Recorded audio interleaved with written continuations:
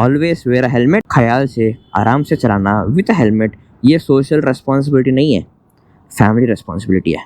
शुरू करते ही एक खतरनाक राइड, ये 7000 किलोमीटर चला वाला एथर 450S है, जो अभी फुल चार्ज में स्मार्ट इको मोड में दिखा रहा है ए range of 90 kilometres, ride mode में 75, स्पोर्ट्स में 70 किलोमीटर्स। आज इस गाड़ी को रेंज टेस्ट करेंगे, उसके साथ साथ इसका परफॉर्मेंस कैसा है, एक्सेलरेशन कैसा है। रोड खराब है तो हम उसके अंदर से ही जाएंगे ना।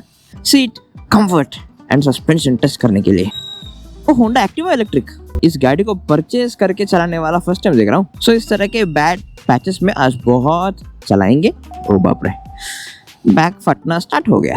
सो far we have done 2 kilometres and इसमें यहाँ पर चार्ज परसेंटेज नहीं दिखेगा, इस तरह के बार्स में दिखेगा। You have to calculate. Smart eco mode में acceleration is actually quite linear, 50, 53।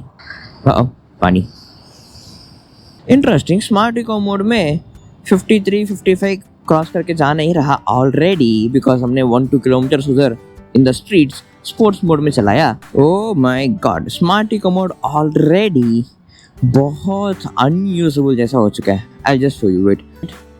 धीरे से 10, 15, 20, दिस इज इको मोड से भी स्लो एक्सेलरेशन में जा रहा है। इस स्पीड क्रॉस करके बहुत धीरे स्ट्रगल करते हुए जा रहा है। मतलब मैंने एथर 50X चलाया, एपेक्स चलाया, रिश्ता चलाया, जिसमें स्मार्ट इको मोड में सभी में ट्राई किया, बट उन सभी में एटलीस्ट 15-20 किलोमीटर जाने तक स्मार्ट इको मोड का एक्सेलरेशन काफ़ी अच्छा था।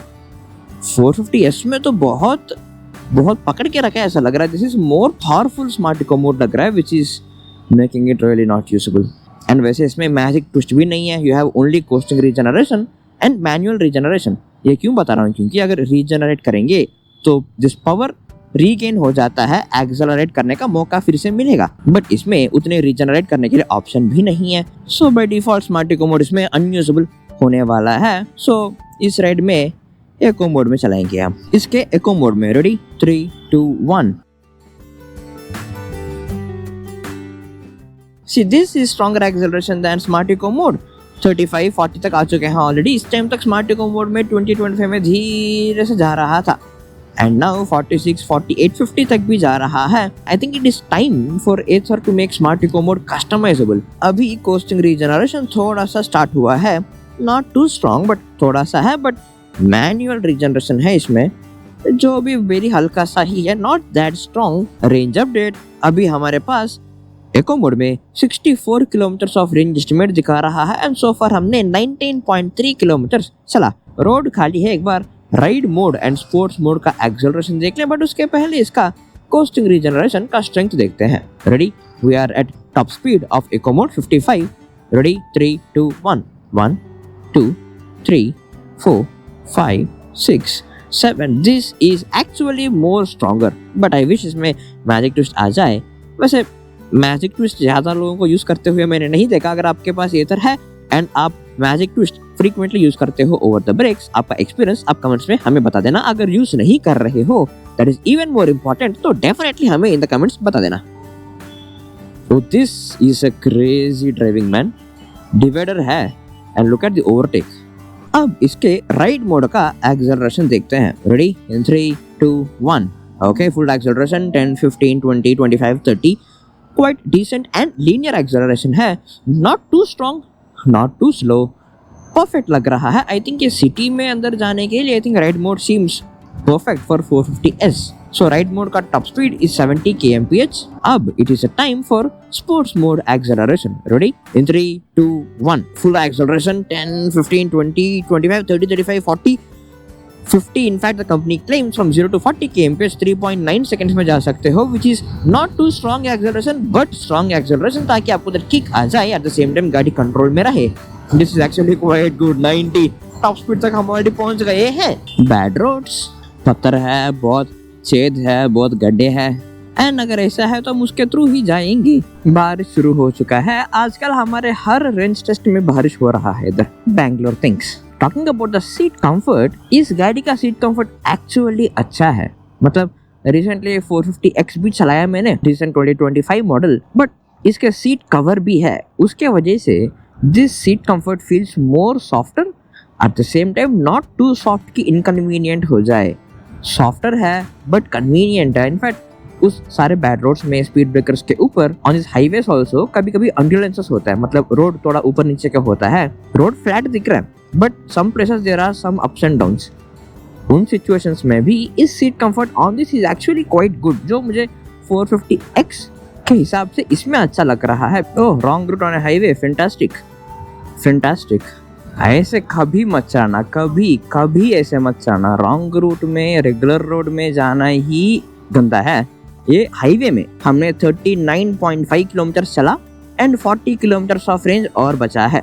सो रफली 51, 52 या 50% भी हो सकता है, एग्जैक्टली आधा पॉइंट हो सकता है। अब 50% ऑफ चार्ज हुआ तो हाफ राइड रिव्यू तो बनता है ना, कर लेंगे। अब इसके डिटेल्स में जाने से पहले Ather 450S is just a 450X with थोड़ा कम power and no warp mode, no touch screen dashboard, no dashboard navigation, just turn by turn navigation. अब इसके डिटेल्स देखें। इसके फ्रंट लुक में थोड़ा सा यहाँ पर दिस ब्लैक शेड है जो 450X में नहीं आता है। Front and rear are disc brakes.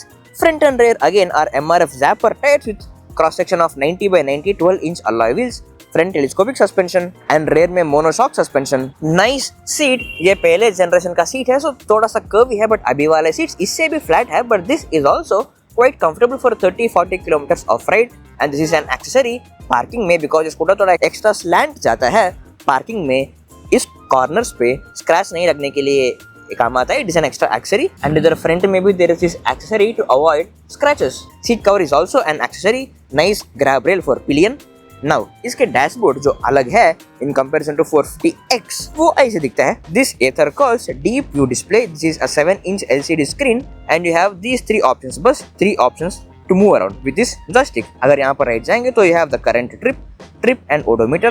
अगर ऊपर जाएंगे तो you have the Bluetooth वाला ऑप्शन एंड नीचे आ जाए then you can control the Bluetooth pairing option or to on and off auto hold or coasting regeneration or fall safe or smart eco mode. बस इसके अलावा you have turn by turn navigation on the dashboard जो इधर इस right corner पे आपको दिखेगा and you have a joystick, a low beam and high beam का control indicator, honk and यहाँ पर for reverse gear to switch between riding modes and the motor on switch. Storage देखें, you have a storage of 26 liters जो काफी decent है for practical commutes। मतलब अभी for this price range देखें तो ये smallest of the boot है in comparison to Chetak, iQube, Ola, but this is actually quite decent with a boot lamp also and this is the charger with the scooter जो पहले के 450X के हिसाब से काफी small है। अब important point is इस स्कूटर में मोटर को एक्टिव कूल करने के लिए कोई फैन नहीं है, ये पैसिव कूलिंग करता है विद एयर।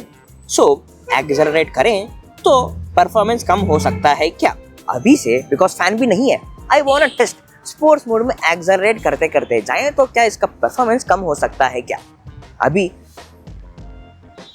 अरे तो कर लेते हैं पहले, चलो। Now it is time for sports mode. Sports mode accelerate 50, 55, 58, 60, 63, 64, 70, great. Acceleration तो इसमें खतरनाक है। I am just loving the acceleration इसमें। आज वेरी ह्यूज ट्रैफिक जैम हो चुका है होसूर रोड में। दिस इज वेरी ह्यूज, मतलब ये हाईवे है, नेशनल हाईवे के ऊपर रफली मैं पिछले 7-8 किलोमीटर ट्रैफिक जैम से ही जा रहा हूँ। स्पोर्ट्स मोड में जा रहा हूँ लेकिन एक्सेलरेट करने का मौका ही नहीं मिल रहा है। इतने traffic jam on highway it was never expected. Finally sports mode लेके कुछ तो फायदा हुआ, एक्सेलरेट कर पा रहे हैं अभी। Now it is time for the performance test. See इसमें coasting regeneration not very strong होने की वजह से एक हाथ छोड़ के साइड मिरर एडजस्ट भी कर पा रहा हूँ। अगर चेतक या iQube जितना स्ट्रांग है तो मुझे इस हाथ रखना ही पड़ता था।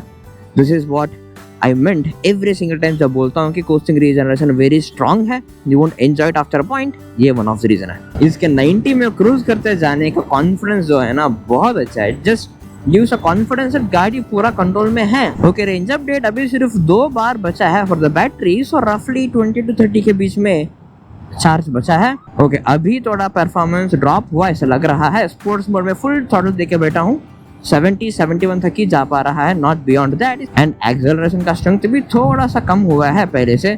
बट द पॉइंट इज इतने टॉप स्पीड में नॉन स्टॉप कोई क्रूज करते हुए कोई नहीं जाएगा।